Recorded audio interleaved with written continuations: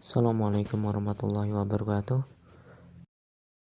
Perkenalkan, nama saya Brian Permadi dengan NIM 53010190088 dari kelas Sejarah Peradaban Islam kelas C, dan video ini dibuat untuk memenuhi tugas UAS Sejarah Sosial dan Intelektual Islam Indonesia, dosen pengampu Bapak Hasan Maftuh MA. Langsung saja kita memasuki materi. Syekh Abdus Somad Al-Palimbani. Latar belakang Syekh Abdus Somad Al-Palimbani menurut Ensiklopedia Islam. Abdus Somad Al-Jawi Al-Palimbani, sumber Melayu. Abdus Somad bin Abdullah Al-Jawi Al-Palimbani, sumber Arab. Yid Abdul Al-Samad bin Abdul Rahman Al-Jawi, berketurunan Arab dari susur galur ayahnya, dan nama ayahnya Syekh Abdul Jalil bin Syekh Abdul Wahab bin Syekh Ahmad Al-Mahdani. Nama ibunya Radin Ranti atau wanita yang berasal dari Palembang, Indonesia.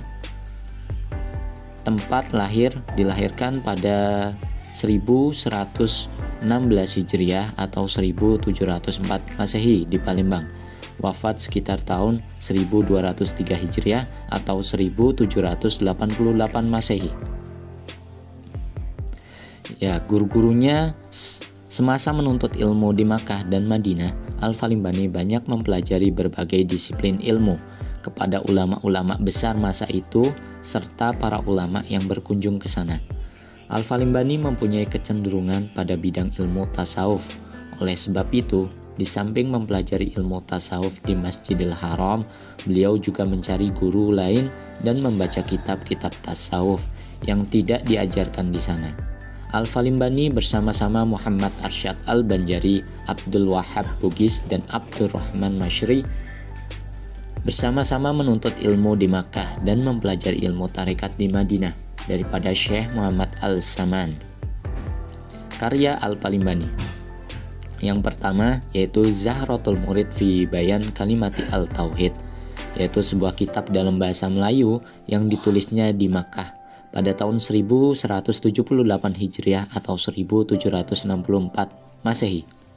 Yang kedua, Nasihatul Muslimin wa Tazkiratul Mu'minin fi Fadail Jihad Sabilillah wa Karomatil Mujahidin fi Sabilillah, sebuah kitab dalam bahasa Arab mengenai keutamaan berjihad di jalan Allah. Yang ketiga, Tuffat Roghibin fi Bayan Hakikati Iman Al-Mu'minin wa Yufsiduhu fi Raddatil Murtadin, sebuah kitab dalam bahasa Melayu yang ditulisnya pada tahun 1188 Hijriah atau 1774 Masehi. Yang keempat yaitu Urwatul Wuqsa wa Silatu Ulil Ittiqa, sebuah kitab dalam bahasa Arab mengenai wirid-wirid yang harus dibaca pada waktu-waktu tertentu. Dan yang kelima, Hidayatus Sholihin fi Suluki Maslaki Al-Muttaqin, sebuah kitab Melayu yang selesai ditulis oleh beliau di Makkah pada 5 Muharram tahun 1192 Hijriah atau 1778 Masehi.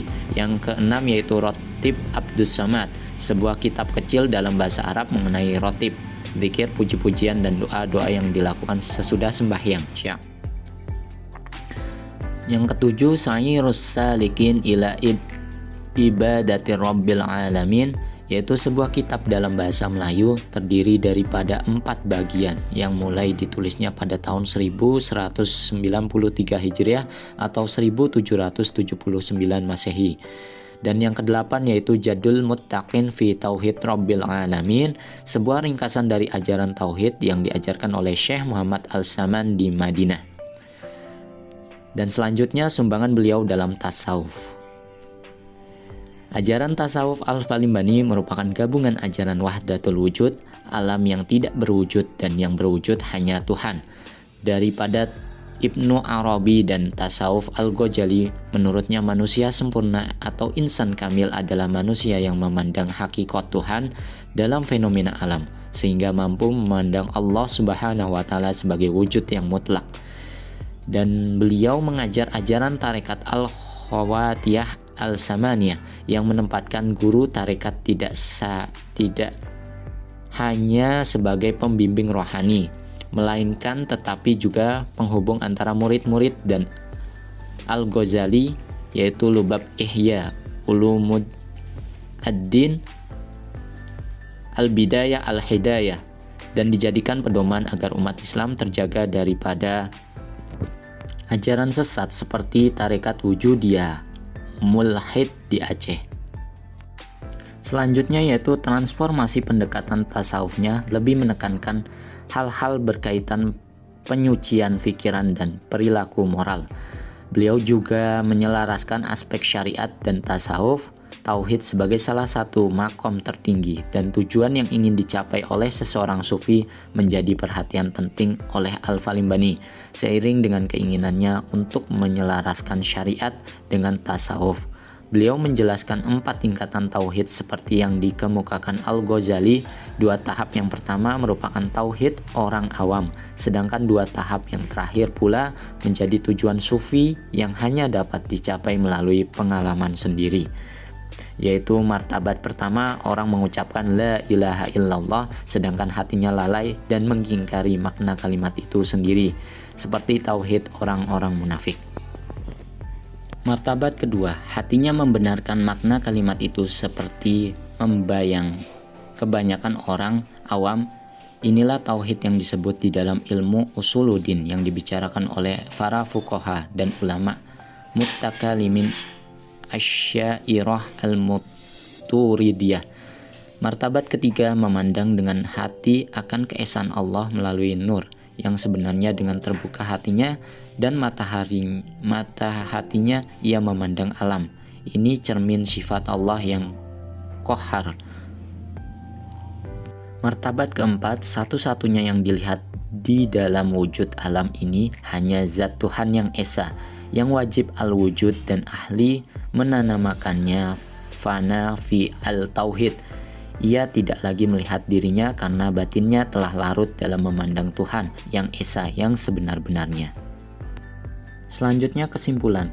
Perjuangan beliau dalam medan jihad terserah dalam peperangan Patani dan Kedah menentang Syam pada tahun 1832 sehingga beliau syahid.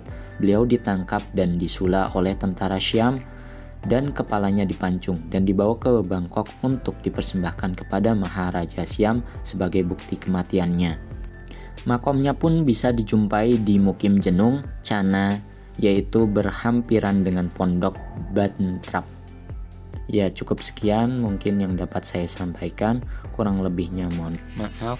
Wassalamualaikum warahmatullahi wabarakatuh.